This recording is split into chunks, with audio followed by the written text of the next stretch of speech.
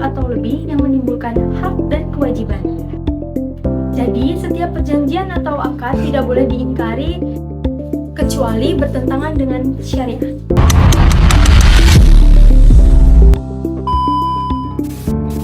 Dasar hukum perjanjian dalam Al-Quran. Bismillahirrahmanirrahim.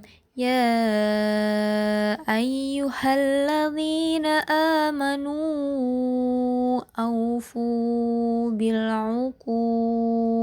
Jadi maksud dari ayat Al-Maidah ayat 1 adalah bahwa Allah memerintahkan orang-orang beriman untuk menepati dan melaksanakan setiap akad, janji atau perjanjian yang telah dibuat selama tidak bertentangan dengan syariat Islam. Dan menurut hadis Nabi SAW, Bismillahirrahmanirrahim, Al-Muslimun ala surutihim. Hadis riwayat Tirmizi. Kaum muslimin terikat dengan syarat-syarat yang mereka buat. Jadi, setiap perjanjian akad wajib dipenuhi dan tidak boleh diingkari kecuali jika bertentangan dengan syariah. Selanjutnya, dasar hukum perjanjian menurut KUH Perdata. Di sini ada pasal 1313 dan 1320.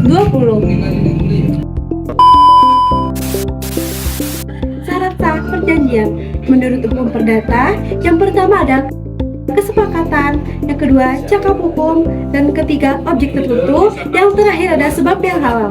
Dan menurut syariah, yang pertama ada akid atau para pihak, kedua objek akad halal, ketiga ada ijab dan qabul, dan keempat tujuan yang tidak mengandung unsur haram.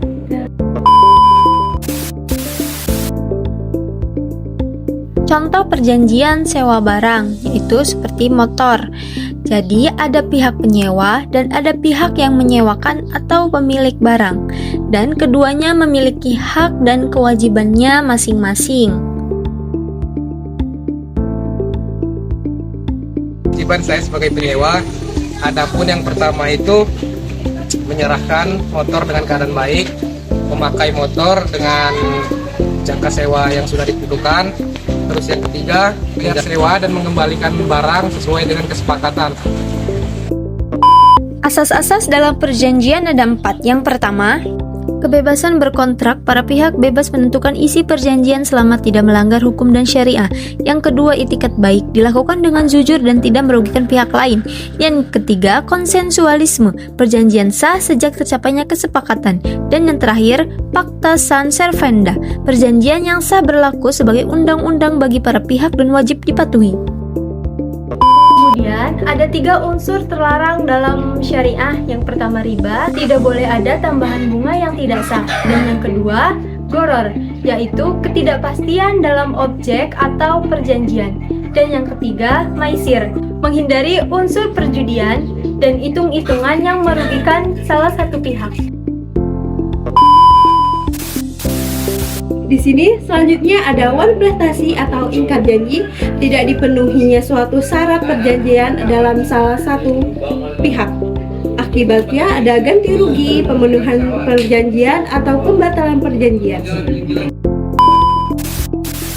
Kemudian penyelesaian sengketa terdapat 4 cara, yaitu yang pertama musyawarah perdamaian, memakan untuk mencapai keadilan dan menjaga hubungan baik. Dan yang kedua melewati mediasi. Yang ketiga pengadilan agama. Yang terakhir dapat melalui badan arbitrase syariah nasional atau Basarnas. Jadi penyelesaian harus sesuai prinsip keadilan, kejujuran, dan tidak merugikan pihak lain.